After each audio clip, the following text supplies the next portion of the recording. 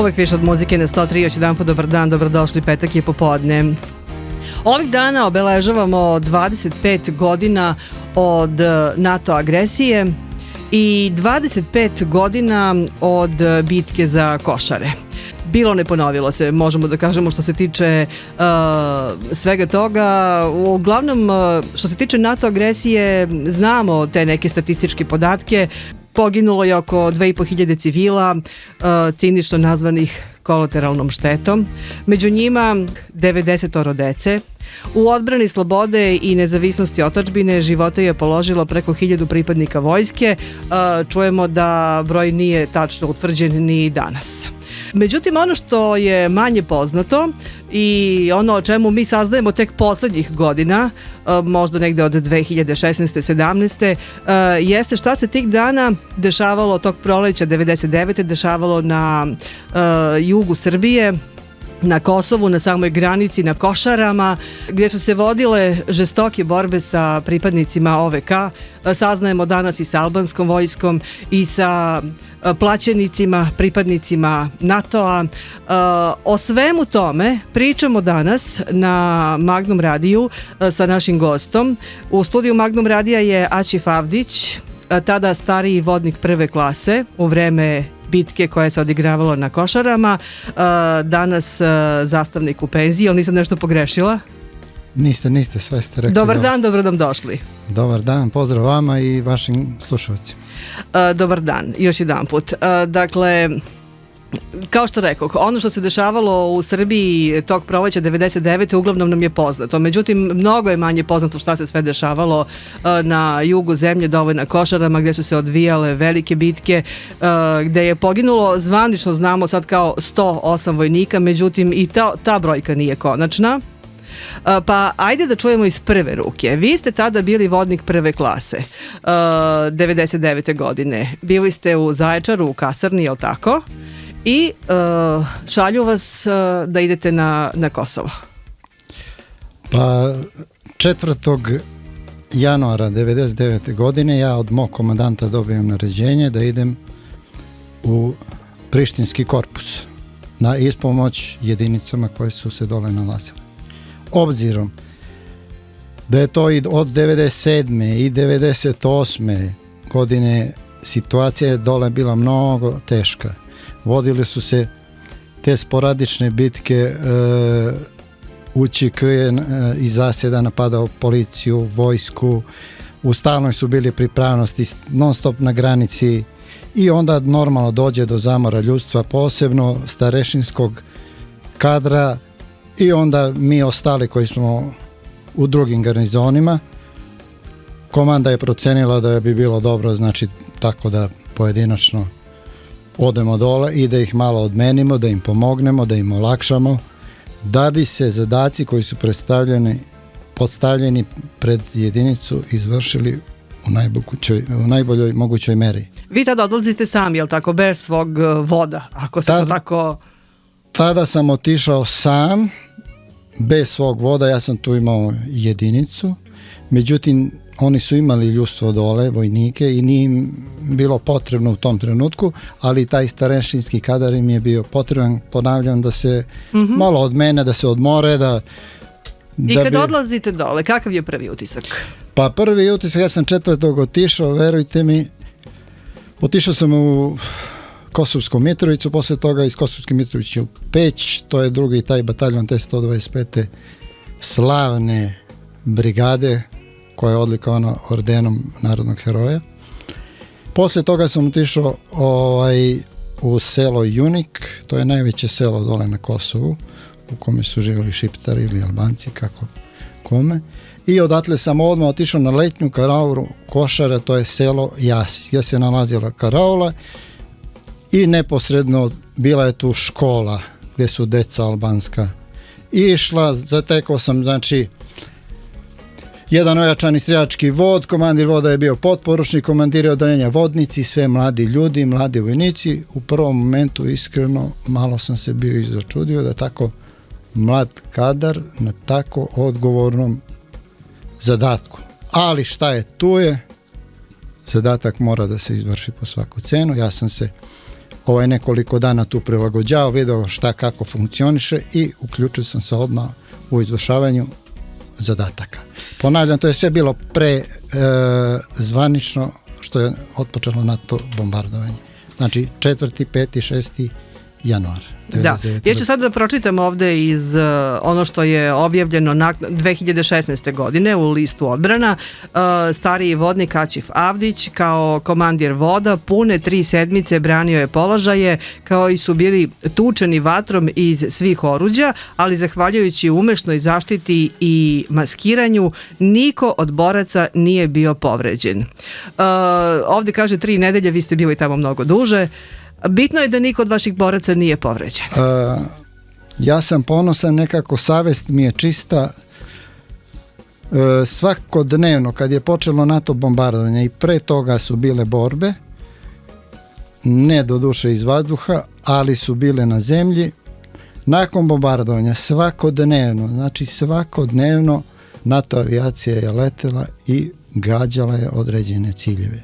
Zvanični podaci kažu da su borbe na Košarama počele 9. aprila. Napad kopnenih snaga je počeo, znači, na Veliki petak, sećam se kao da je juče bilo, u ranim jutarnjim časovima. Ja sam toga dana dobio od mog komandanta zadatak da sa svojim vodom zaštitim put koji ide sa karaule Košare prema selu Batuša i sprečim eventualni prodor protivnika. I u tom, znači, raspoređivanju u radnim jutarnjim časovima komandant 53. graničnog bataljona Šljivančanin Duško je bio na karaulu i vraćao se sa svojim vozačem i na nekih 300-400 metara od mene on je ranjen na 2 mesta, znači u kuk i u nogu. Vozač mu je poginuo na licu mesta. Kako se on spasio, ja mislim da ni dan danas ni njemu to nije jasno. Došao je do mene, nekako je došao. Ja sam pitao, gospodin kapitan, šta je bilo? Kaže, ranili su me, ubili su mi vozača. Ja sam naredio bolničaru da mu to pruži prvu pomoć. On je to uradio, on je otišao dalje, ali se i pored toga što je bio ranjen, on se vratio da komanduje bataljonom kako bi pomogao u tom zadatku koji smo svi mi kao vojska Jugoslavije u to vreme dobili. Da odbranimo od i NATO i od šiptarskih terorista. Onih koji dolaze, koji pokušavaju da pređu granicu i zauzmu karaulu. Je li imamo predstavu koliki je bio taj front? Koja je dužina? Mogu da vam kažem, znači, da je recimo samo taj 53. granični bataljon sa centrom u Đakovići negde oko 50-60 km su oni branili, a mi, naša brigada i ta karaola gde sam ja bilo je nekoliko kilometara je bio front odbrane i mogu vam reći da smo odbranili taj prvi napad. Oni su zauzeli karaolu, razumete, i nekoliko stotina metara su ušli u teritoriju naše zemlje, međutim odatle nismo im dozvolili da prođu dalje, jer tu je takav teren nepristupačan da su prošli kroz taj tesnac, tako da ga nazovemo, oni bi ušli u Metohiju, Metohija je dole ravna i onda bi moglo svašta da se desi. Međutim, mi smo to sprečili, znači po svaku cenu, nije bilo, razumijete, bilo je naređeno da nema tu odstupanja, znači morali smo da zaustavimo, iako su oni imali toliko povoljniji taj geografski položaj, nadvišavali su nas i tačno nas vide kao na dlanu, što bi rekli, ali bez obzira na sve to, hrabrošću vojnika i 53. graničnog bataljona i 125. motorizovane brigade nismo dozvolili Pričat ćemo još malo hronološki kako se to dešavalo, a recite mi, to je 9. april, još uvijek to je negdje oko 2000 metara nadmorske visine, još uvijek je bilo snega. Ja kad vam pričam i kad pričam tako ljudima, to su Juničke planine, to je maltene i duboko u proleće i do leta hladno i tako dalje, sneg. kad padne on se ne topi, pa padne drugi, ja kad pričam ljudima 2 metra da je sneg, da ne možete, vojska se inženjerijski uređuje, razumete, mora da dođe u zemlju, da se ukopa i tako dalje. Međutim, mi ne možemo da dođemo do zemlje, 2 metra je to, razumete. Jedan sloj, tačno se po slojevima vidi kako je sneg napadao i ljudi se čude kako 2 metra, pa nije rekao sneg pao 2 metra od jedan put već.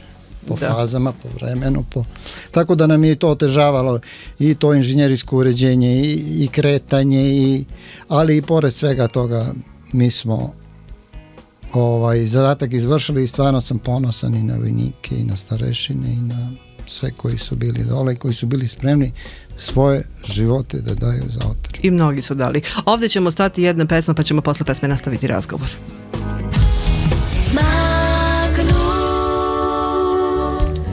Talas Magnum radija 103 MHz, dakle obeležavamo ovog proleća 25 godina od NATO agresije, 25 godina od bitke za Košare. U studiju Magnum radija je Aćif Avdić, stariji vodnik prve klase T99, danas zastavnik u penziji, i pričamo o tome šta se sve dešavalo na Prokletijama u toj bitci za Košare.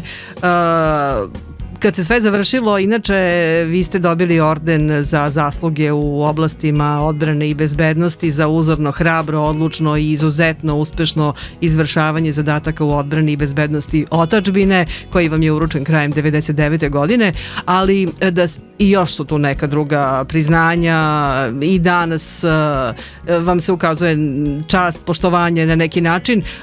Pomenut ćemo to kasnije, ali kako je izgledao taj najteži dan u vašem životu? Šta je to, šta se sve dešavalo, kako je to bilo te 99. aprila ili maja? Maja. Juničke planine, teren je nepristupačan. Mi smo u nekoliko navrata, znači kad je zauzeta karaula Košare i taj manji deo, pokušavali u više navrata da povratimo taj deo. Međutim, teren, malo pre se napomenuo, je bio takav da nismo uspeli. I spremali smo se tog 10. maja, koga neću nikada zaboravim, da ponovo krenemo u napad, da vratimo, da dođemo na samu granicu i da protivničke snage vratimo u Albaniju. Međutim, kako i šta, ja ni dan danas ne mogu da znam. Nas su te noći gađali, bombardovali sa kasetnim bombama na našu jedinicu, Četu, koja je oko 170 ljudi do 200 broji. 3 kasetne bombe su pale. Gde se vi nalazite tada? U tim šumama? Mi se nalazimo i pripremamo se u šumi na položaju da krenemo u napad, da vratimo taj deo koji su bili zauzeli. I u tom momentu, znači, čujemo avione, čujemo kasetne bombe, to je jedna strahota koja nikad ne može da se opiše, samo može da se doživi. 3 takve, mi smo te noći imali 11 mrtvih i 40 ranjenih vojnika, mladih vojnika, znači to su vojnici od 19 do 22-3 godine. I sad nađete se u takvoj situaciji, jedni su ranjeni, jedni zapomažu, jedni kukaju, traže pomoć, neki bez ruke, neki bez noge. Vi gledate kako ćete, šta ćete, kome da pomognete. Koliko noć ništa se ne vidi, razumete, to je situacija, kažem, koju neću nikad da zaboravim. I tako pružili smo pomoć koliko smo mogli, transportovali smo ranjenike. U Peći je bila najbliža bolnica da se to, neke smo spasili, neki su u toku prevoženi. Koliko je vojnika tada na položaju? Oko 170 vojnika nas je bilo. Jel vam dolazi onda neko u pomoć ili kako se odvija dalje situacija? Tu smo mi, razumete, nije tu mogao niko nama da pomogne. Jer znate kako, mi smo sad očekivali verovatno neki napad, međutim napada nije bilo jer ni oni ne znaju kao šta se desilo, da li su oni nas pogodili ili nisu, i onda nije bilo nikakvih posljedica vezano za to. Mi smo se nakon toga konsolidovali ranjeni koji su bili teže i tako dalje, sve smo transportovali. Koliko je trebalo vremena da se konsolidujete? Pa nekoliko dana nam je trebalo da dođemo baš i zauzeli smo posle toga položaj odakle nismo ni milimetar odstupili. Znači tu smo držali položaj, oni su bili na jednu stranu, mi smo na drugi, svakodnevno je bilo gađanje, svakodnevno su avioni isto bombardovali, ali ponavljam, tu noć, taj dan neću nikada zaboraviti. I ovo da napomenem vrlo važno. Jedan mladi potporučnik Kukić i ja ujutru smo se vratili, ja smo se bili povukli sa tog položaja. Dobro. I onda, ajde da se vratimo da vidimo šta je ostalo gore, da nije neko mrtav, ranjen, šta znaš da treba. I mi se vratimo, razumete, gore i uz drvo ja nađem vojnika, odnosno nas dvojica, sedi uz drvo, mi ga vidimo mrtav vojnik. Taricić Oliver iz Miloševa kod Negotina. Nema nigde ranu, nema ništa. Ja sam bio pre 2-3 godine, razgovarao sam s njegovom majkom, pomen je bio neki. I sad planiram 10. 11. maja da idem u Miloševo kod njegove majke i još jedan put da joj kažem da je imala sina heroja. Da li je to bila posljedica kasetne bombe ili To je bila posljedica verovatno eksplozije, jer kad sam razgovarao sa ljudima koji su bili tu, on je išao na obdukciju, nigde mu nisu našli ranu, nigde ništa, čista posljedica eksplozije. Još dečko je... On je bio na odsluženju vojnog roka. Na odsluženju vojnog roka, on je rođen u Nemačkoj, dobrovoljno se javio da služi vojni rok, bio veseo dečko, veseo mlad, znam ga, razumete, znao sam ga tamo, u stvari sve te vojnike, mi smo svaki dan bili zajedno.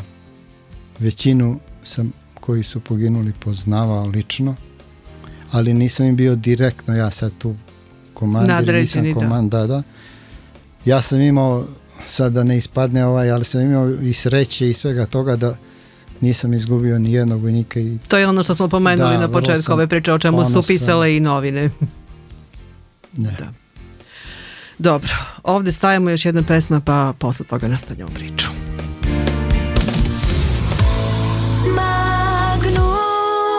Petak na 103 talas Magnum radija, na Magnum radiju uvek više od muzike i danas razgovaramo sa Ačifom Avdićem, starijim vodnikom prve klase 99. Kada se odvijala bitka za Košare, danas zastavnikom u penziji i pričamo o tome šta se sve te 99. dešavalo na karauli Košare. Čuli smo malo pre, ispričali ste nam kako je izgledao taj vaš najteži dan u životu. Šta se dešava potom? Kako izgledaju te borbe u nastavku? To je bilo sredinom maja, znači, a vi ste se povukli, vojska se povukla sa Košara 14. juna. Kako izgledaju ti napadi sa njihove strane? Kako se vi branite? Kako zauzimate, vraćate ponovo svoje položaje? Koja se municija koristila? Čime ste se borili? Mi smo nakon tog 10. na 11. maj, kad smo se konsolidovali, zauzeli smo položaje koje smo, znači, do kraja, do 14. juna držali. Znači, situacija se nekako stabilizovala u smislu, oni su vidjeli da ne mogu jednostavno da pređu preko naših položaja, mi smo to držali čvrsto. Za to vreme oni su na karauli Košare, je li tako?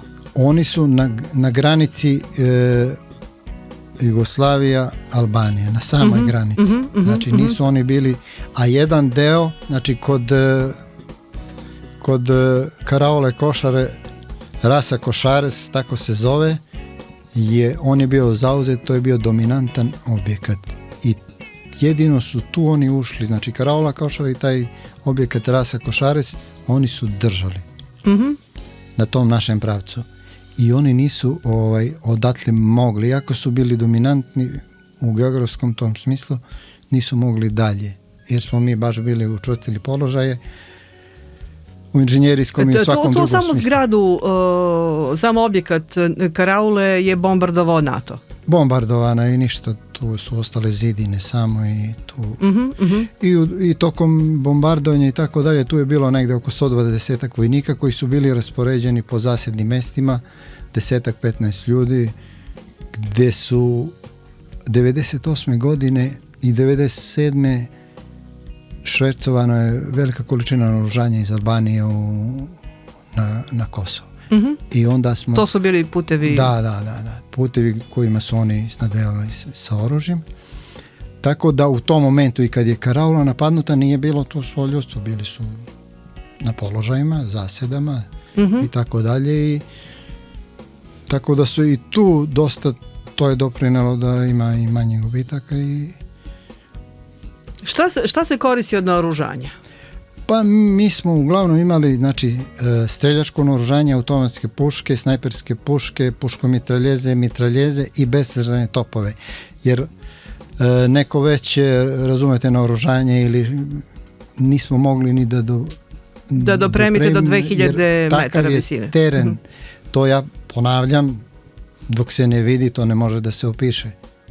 To je, znači, praktično, verujte mi, ugao negde i 45, negde i više stepeni da bi ali kažem vam, sve je nekako funkcionisalo kako treba. Ja kad vam sad pričao, išao u drugu, logistika, snadbevanje, treba da se hrani. Pričajte nam kako je to, kako se dopremala hrana, kako je sve to izgledalo. To je, sve je funkcionisalo, malo otežano do duše, ali što se kaže, nismo bili gladni, nismo bili žedni, nismo bili bosi. U tim uslovima ne može sad čovjek da traži ni neke perfektne uslove. Nisam napomenuo, recimo, da u tim jedinicama kod nas bili su i dobrovoljci iz Rusije, iz Ukrajine, bili su naši dobrovoljci, znači iz Srbije, koji su dobrovoljno došli da brane. Čak sam imao ja jednog iz Legije stranaca, bio je iz Mađarske, Mađar. Znači imali smo mi, bilo i na njihovoj strani isto. Da, saznajemo da su bili i NATO vojnici, i plaćenici iz mnogih... Iz albanske vojske i bilo je.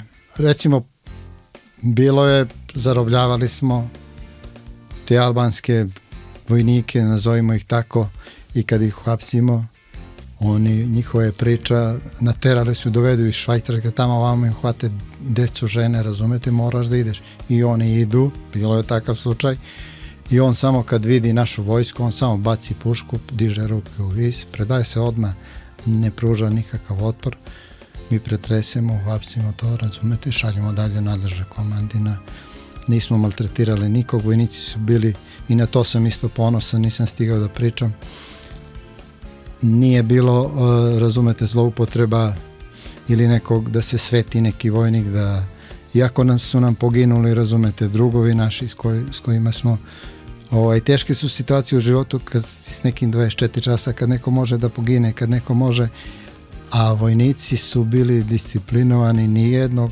znači nismo, da kažem, zlostavljali i tako dalje, pretresli, zarobili, poslali tamo gde treba. I na to sam vrlo ponosan. Šta se dešava u vašim redovima? Jer ima onih koji bi da se vrate ili su svi, znaju tu su gde su i moraju da učestvuju i da brane i sebe i svoje drugove okolo? Znate kako? To su posebne situacije u kojima smo mi oslonjeni jedni na druge. Razumete? To su mladi ljudi, oni u starešinu gledaju, da ne kažem, kao u Boga, razumete? I slušaju sve što on kaže, jer ipak on je tu najstariji, najiskusniji i pomažemo jedni drugima, bodrimo. Ima tu dosta, razumete, tu nema pisama, ne čuješ se kući ni sa kim.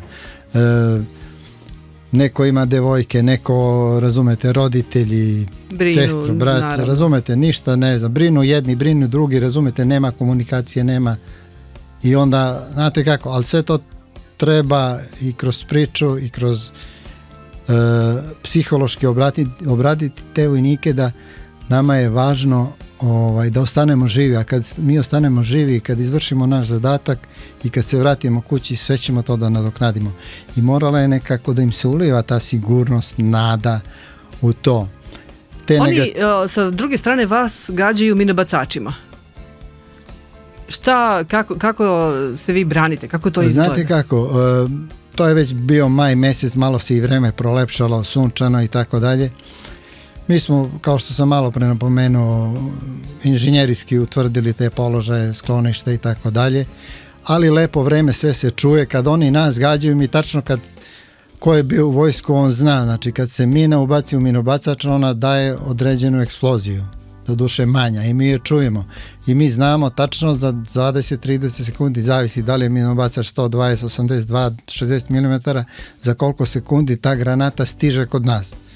Izdaje se naređenje u sklonište, svi idu u sklonište, granata padne, mi posle izađemo i nastavljamo dalje sa osmatranjem, dejstvima i tako dalje. To je iskustvo, tokom rata se stiče. Kad su vremenski uslovi teški, ne može to baš tako, ali kad je ovako malo lepše vreme, to je... Osim Vojske Srbije, tu je bila i posebna jedinica policije, ali tako, došlo vam jednog trenutka u pomoć, ili grešim? Bila je i policija i sve jedinice vojske, i 63. padobranska brigada i 72. specijalna, znači sve vojska Jugoslavije u tom momentu što je imala najbolje, bili su dole. Ja vam kažem, i ta 125. u kojoj sam ja bio, ona je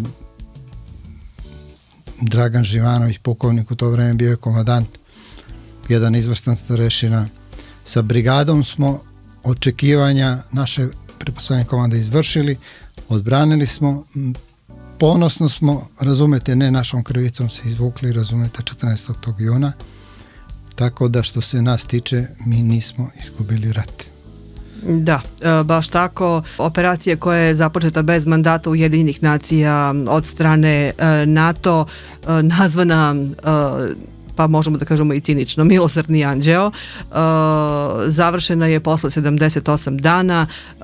Snage NATO-a su zaposele teritoriju Kosova i Metohije nakon 14. juna, kada ste se vi nakon potpisivanja sporazuma u Kumanovu povukli sa Kosova.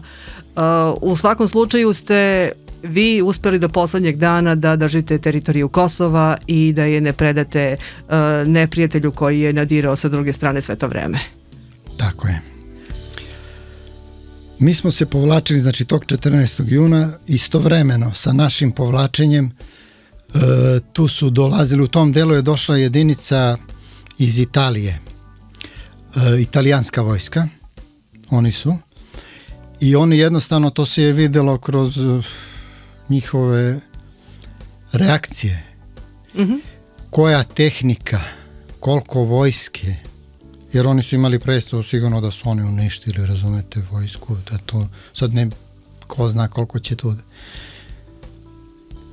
To je bila kolona, recimo, od Peći prema Mitrovici, prema svim pravcima gde smo se izvlačili. Oni su se čudili, nisu mogli da veruju da skoro, ne znam sad, da ne govorim, da je malte ne sve to prošlo bez gubitaka. Bez gubitaka, da. Mi nismo ostavili dole ništa.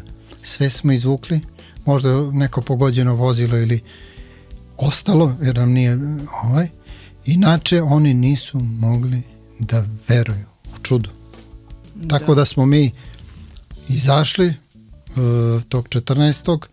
Naša jedinica je dislocirana u Trsteniku, tamo smo u fabrici Prva petoletka, tu smo bili neko vreme, da bi kasnije otišli dole do Lukovske banje kod Kuršumlije i obezbeđivali smo taj prostor prema Kosovu na takozvanoj, nazovimo je, administrativnoj liniji ili već kako. U Zaječar se vraćate?